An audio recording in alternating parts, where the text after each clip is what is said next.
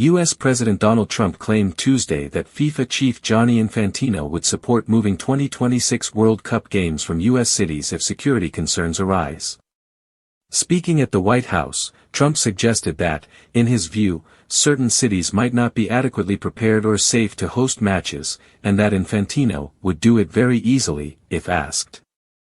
"If somebody is doing a bad job and if I feel there's unsafe conditions, I would call Gianni, the head of FIFA, who's phenomenal, and I would say, let's move it to another location," Trump told reporters, referring specifically to Boston, one of the cities set to host matches next year. His comments come less than a year before the United States co-hosts the expanded 48-team tournament with Mexico and Canada, which will feature most of the games on U.S. soil. Boston is slated to host 7 matches, while San Francisco and Seattle will host 6 each, and Los Angeles is preparing for 8.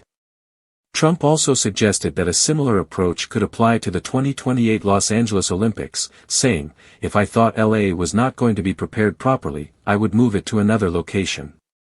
Trump's remarks follow his pattern this year of deploying National Guard troops to Democratic-run cities, citing crime and unrest concerns, often over the objections of local and state officials. He has also positioned himself as chairman of a White House task force for the World Cup, a role that emphasizes his personal involvement in tournament planning and oversight.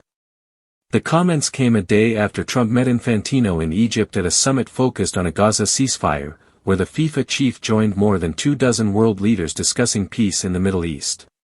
Their close friendship has been publicly documented, with Infantino frequently appearing alongside Trump at high-profile events. Despite Trump's claims, FIFA maintains that hosting decisions are solely within its jurisdiction. Vice President Victor Montagliani previously stated, "It's FIFA's tournament, FIFA's jurisdiction, FIFA makes those decisions," reinforcing that no world leader has direct authority to relocate games. With less than a year until kickoff, the logistics of moving World Cup matches would be enormous. Stadium contracts, ticket sales, security planning, and broadcasting schedules are all locked in, meaning any last-minute relocation would be extremely challenging.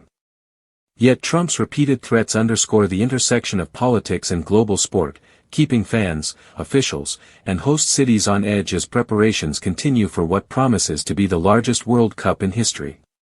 The coming months will reveal whether these comments are simply posturing or if they could have real consequences for America's World Cup host cities.